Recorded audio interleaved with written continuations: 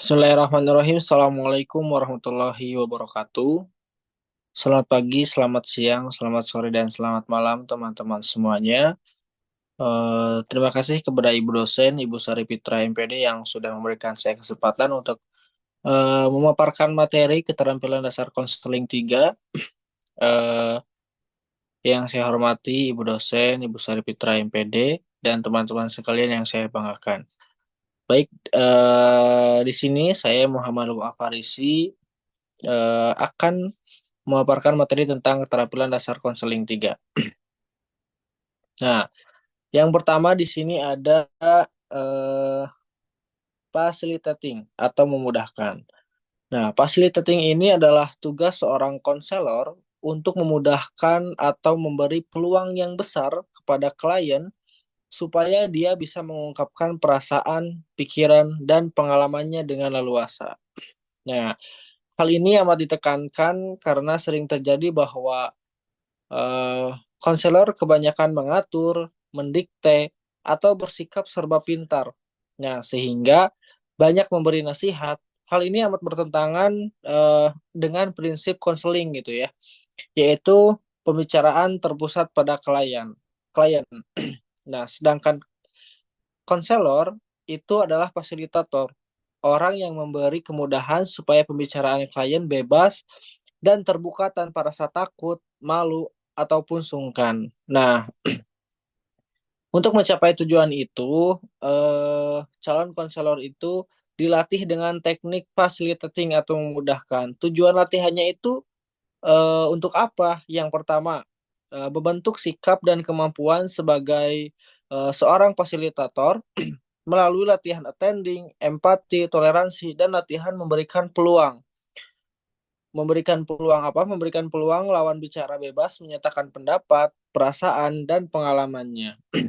Tujuan yang kedua adalah memberi kemampuan kepada calon konselor agar dia mampu menyusun kalimat-kalimat yang memberi kemudahan kepada klien untuk berbicara. Nah, contoh contoh kalimatnya seperti ini, teman-teman. Saya mengerti perasaan kamu. Saya tentu berpihak pada kamu dan yakinlah bahwa jika kita berdiskusi, tentu masalah kamu akan lebih mudah diatasi. Apakah kamu dapat mengemukakan perasaan kamu? Lanjut. Nah, yang kedua di sini ada mengambil mengambil inisiatif. Nah, sering kejadian bahwa klien kurang bersemangat atau suka diam dalam suatu diskusi konseling. Nah, keadaan ini mungkin disebabkan klien masih ragu untuk terlibat dalam diskusi, kurang mempunyai pengetahuan untuk mengemukakan masalah secara rinci, kehilangan arah pembicaraan, atau dalam kondisi emosional seperti cemas dan sebagainya. Nah, untuk mengatasi hal-hal seperti ini, konselor harus menggunakan teknik mengambil inisiatif. Tujuan latihannya seperti apa?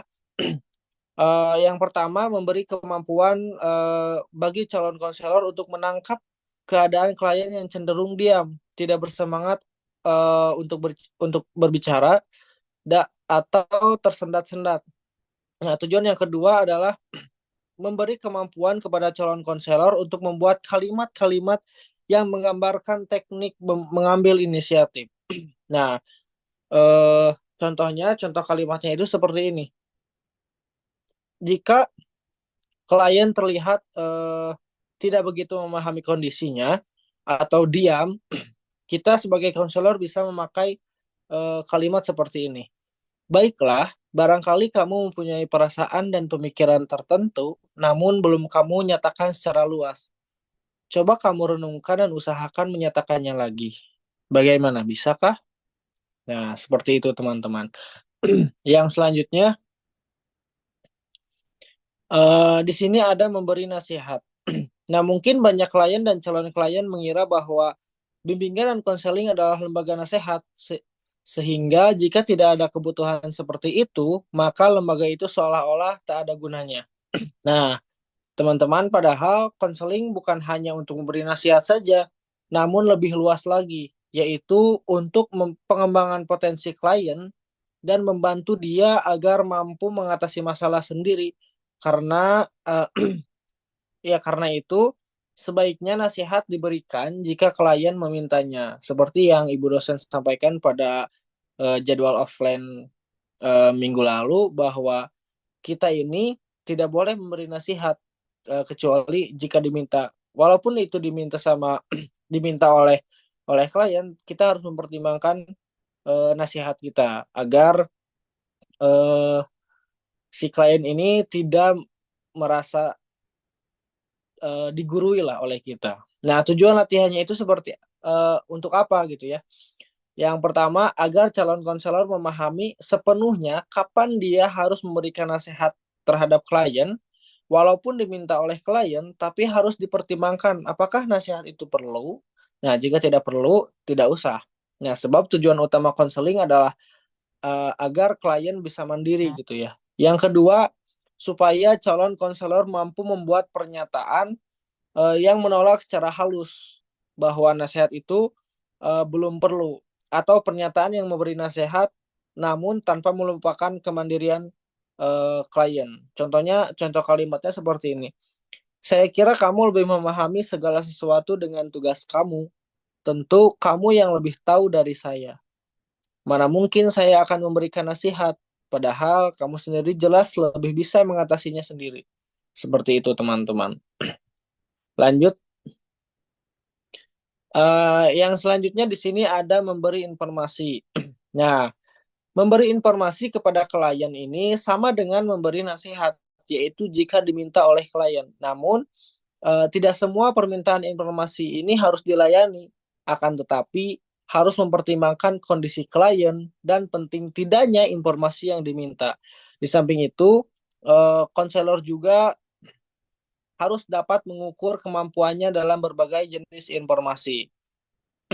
Nah, misalnya seperti apa?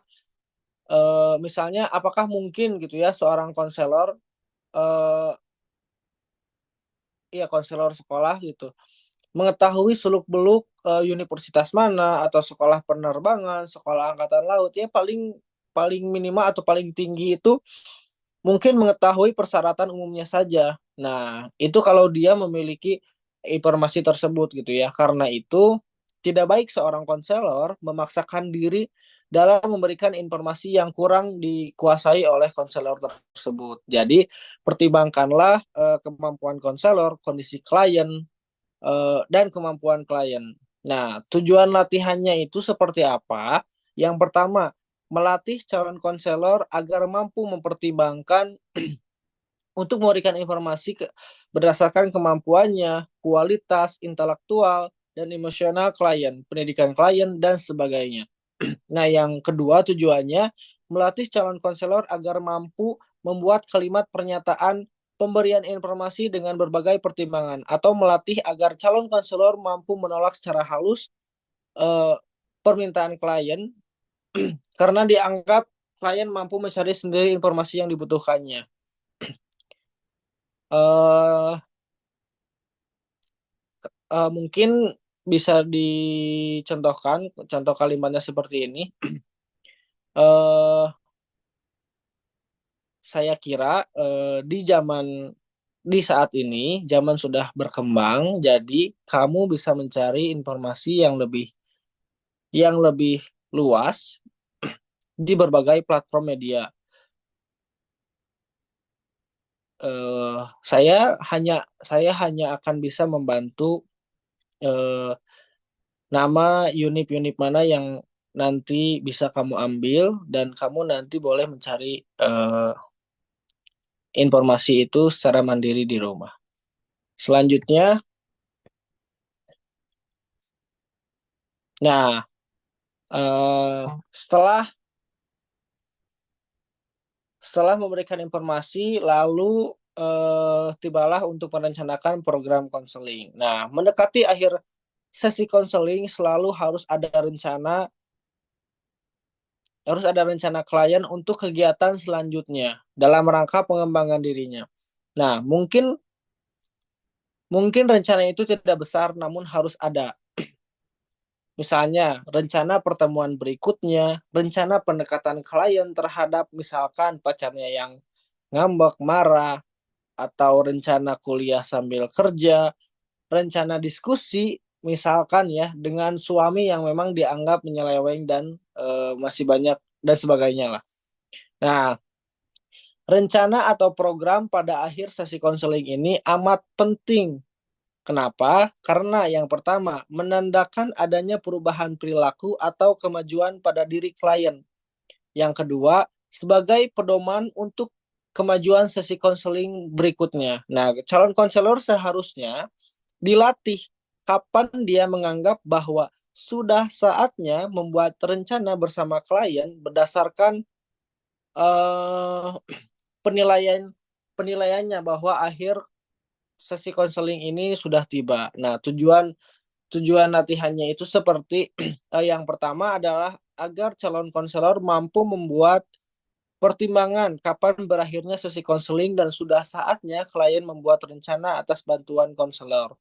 Yang kedua, tujuannya adalah agar calon konselor mampu membuat kalimat-kalimat pernyataan yang mengajak klien untuk membuat rencananya dengan berbagai alasan, terutama sesi konseling hampir selesai. Yang selanjutnya, nah, materi yang selanjutnya yang terakhir di sini ada menyimpulkan, mengevaluasi dan menutup sesi konseling. Nah, jika konselor akan menutup sesi konseling, sebaiknya dibuat bersama klien kesimpulan umum hasil proses konseling dari sejak awal. Nah, di samping itu, klien diberi kesempatan memberikan penilaian terhadap jalannya konseling dan terhadap perilaku konseling selama konselor membantu klien. Nah, hal ini amat berguna sebagai masukan bagi konselor untuk memperbaiki proses konseling dan pribadinya sendiri. Nah, eh, kesimpulan kesimpulan adalah berdasarkan proses perolehan selama proses konseling, terutama apa yang sudah diperoleh klien, apakah kecemasannya telah menurun, apakah dia merasa lega, apakah rencananya sudah jelas, apakah pertemuan berikutnya itu diperlukan, dan sebagainya. Sedangkan evaluasi, nah, evaluasi ini adalah mengenai jalannya diskusi, kemampuan konselor, keadaan diri dari klien sekarang, dan bagaimana rencananya kira-kira akan berhasil atau tidak. Nah, jika semua sudah jelas, maka konselor menyarankan kepada klien apakah sesi konseling sudah bisa ditutup. Nah, tujuan latihan menyimpulkan dan sebagainya ini bertujuan yang pertama agar calon konselor memahami sepenuhnya kapan dia harus menyarankan klien untuk menyimpulkan hasil diskusi, kapan dia meminta klien untuk mengevaluasi proses konseling, dan kapan dia akan menutup proses konseling. Yang kedua, supaya calon konselor mampu membuat kalimat pernyataan yang menyarankan kepada klien untuk membuat kesimpulan, evaluasi, dan menutup sesi konseling. Nah, contoh dilanjut. Nah, contoh kalimat yang bisa digunakan adalah saya kira seperti ini ya teman-teman. Saya kira sesi konseling ini sudah hampir berakhir. Namun sebelum kita tutup, alangkah baiknya jikalau kamu eh, membuat beberapa kesimpulan yang menyangkut proses dan hasil konseling pada hari ini, tentang perolehan kamu dari konseling ini dan sebagainya. Bagaimana penilaian kamu tentang jalannya konseling, hasil yang kamu peroleh, dan tentang diri saya sendiri sebagai konselor. Nah, seperti itu teman-teman kalimatnya. Tibalah kita sampai di kesimpulan. Nah, teman-teman, materi ini secara komprehensif mengulas pentingnya keterampilan facilitating atau memfasilitasi dalam konteks konseling. Nah, tujuan utama pelatihan keterampilan konseling ini adalah untuk membekali calon konselor dengan kemampuan untuk membangun hubungan terapeutik yang kuat, menciptakan lingkungan yang kondusif bagi klien, dan membantu klien mencapai perubahan positif dalam hidup mereka. Selanjutnya, ya. eh, mungkin dicukupkan sekian yang bisa saya sampaikan. Saya harap apa yang saya sampaikan bisa bermanfaat bagi teman-teman sekalian. Dan mohon maaf bila penyampaian saya masih banyak kekurangan. Terima kasih sekali lagi untuk Ibu dosen telah memberikan saya kesempatan. Saya akhiri.